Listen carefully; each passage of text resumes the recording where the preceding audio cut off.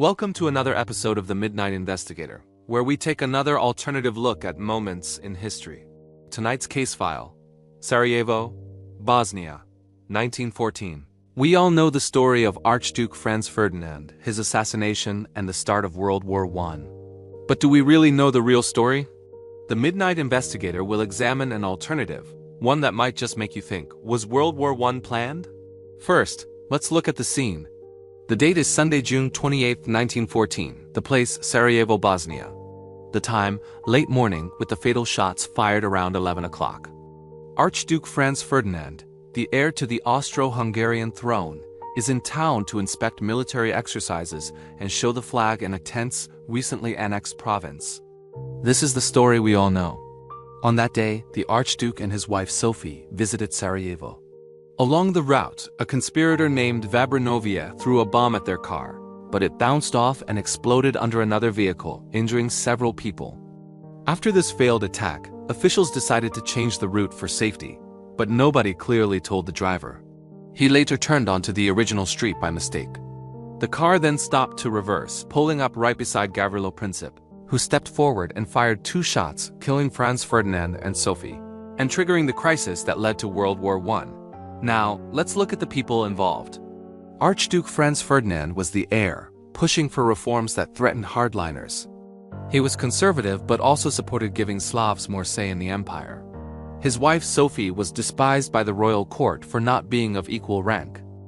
Then there's Gavrilo Princip, a 19-year-old Bosnian Serb nationalist and member of the extremist group Young Bosnia, who had connections to the Black Hand. He fired the shots. Too young for the death penalty, he got 20 years in prison and died of illness in 1918. And yes, you heard that right. While millions died because of his actions, he was never executed. We also have Oskar Podiorik, the governor who organized the visit and was in the car during the assassination. He downplayed security threats, and a route mix-up exposed the Archduke to Princip. And finally, Leopold Loika, the chauffeur, who wasn't briefed on the detour. But there are other persons of interest.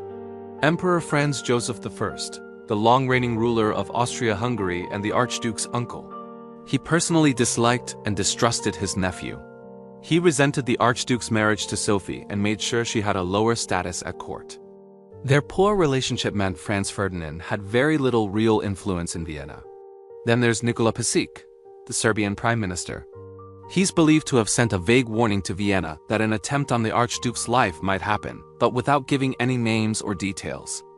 Historians still argue whether he tried to stop the plot or just turned a blind eye. And we can't forget Dragutin Dimitrijevic, known as Apis. He was head of Serbian military intelligence and a key leader of the Black Hand. He's widely seen as one of the masterminds who enabled the plot. He was later executed in 1917 on dubious charges. We're often told the Black Hand was behind the assassination. This is partly true. The assassins, like Princip, were mainly from a group called Young Bosnia, a radical student movement. The Black Hand was a secret Serbian military society run by army officers. So Young Bosnia did the shooting, but the Black Hand secretly supplied and trained them. How did they get the weapons? An army officer and Black Hand member named Vojislav Tankozic supplied the pistols and bombs through intermediaries. It's clear Serbian elements were behind the assassination. Their motive? Serbian nationalists wanted to unite South Slavs and weaken Austria-Hungary's control over Bosnia. They feared Franz Ferdinand's reforms might make Slavs more loyal to Vienna, killing the drive for unification. So the assassination was driven by nationalist circles, not an official decision by the Serbian government. Okay, so now let's look at this from a different angle. Before 1914, Europe was dominated by big empires: British, French, Russian, German, Austro-Hungarian, and Ottoman. Nationalism was everywhere. Groups like the Serbs, Czechs, and Poles wanted their own countries. The idea that all Serbs should unite, even by violence, was part of a wider pressure threatening to blow those empires apart. If the Serbs could succeed, other groups might try the same. The assassination in Sarajevo is what happens when this nationalism turns violent. A local conflict pulls all the big empires into war, and the ultimate excuse is found. On the surface, the empires looked strong, but underneath, nationalist movements were growing. In 1914, many of Europe's rulers were literally family. King George V, Kaiser Wilhelm II, and Tsar Nicholas II were all cousins. Writing letters to Georgie, Willie, and Nicky, each monarch sat on top of their own empire, with their own armies and national interests. Some leaders saw a major war as a way to flex imperial power and unite their people, pushing class conflict aside. There's no smoking gun, no hard proof that the great powers agreed to let a world war happen. But what if it wasn't just blunder and bad luck? What if the war was managed, allowed, even quietly welcomed?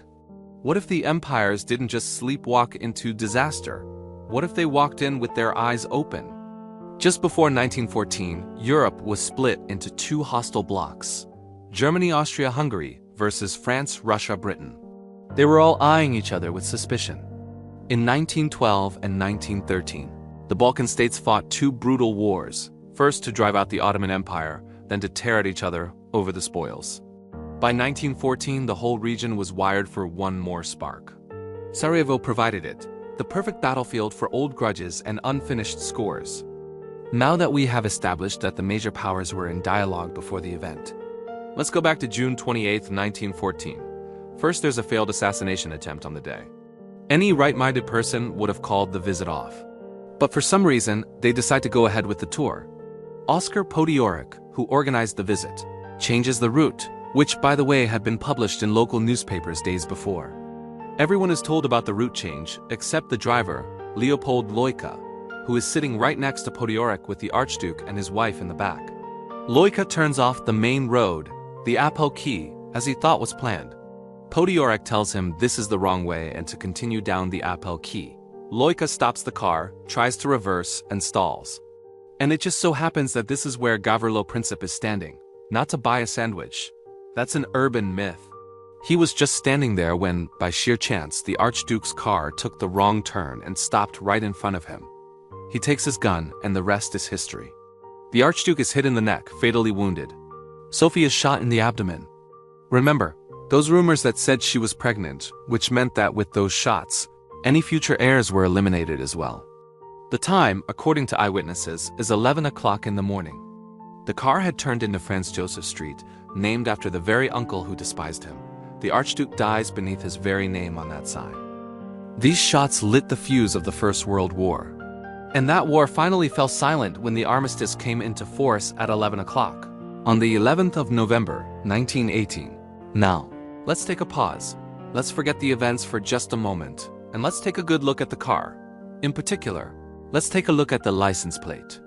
There is the letter A, then there is an 11, followed by another 11, ending with 18. And yes, you heard that right, 11/11/18, the exact date the war will end. And the letter A, well, that's for armistice. They'll tell you it's just a coincidence, another random string of numbers and letters. But after everything else that happened that day, it starts to feel less like chance and more like a shadowy signature left on the scene. What was there to gain? For the empires, everything. A great war could flex their power, smother workers' rights and revolutionary whispers, and turn angry subjects into obedient patriots. One vast bloodletting to solve their problems and put the masses back in their place. Did the great powers, before the shots in Sarajevo, strike an unspoken deal? Use one great war to settle rivalries, silence revolution, and keep the masses in check? With an agreed time and date to finish hostilities in mind? It certainly looks that way. You've been watching the Midnight Investigator. If this interests you, please like and subscribe. We will be back for more Midnight Investigations.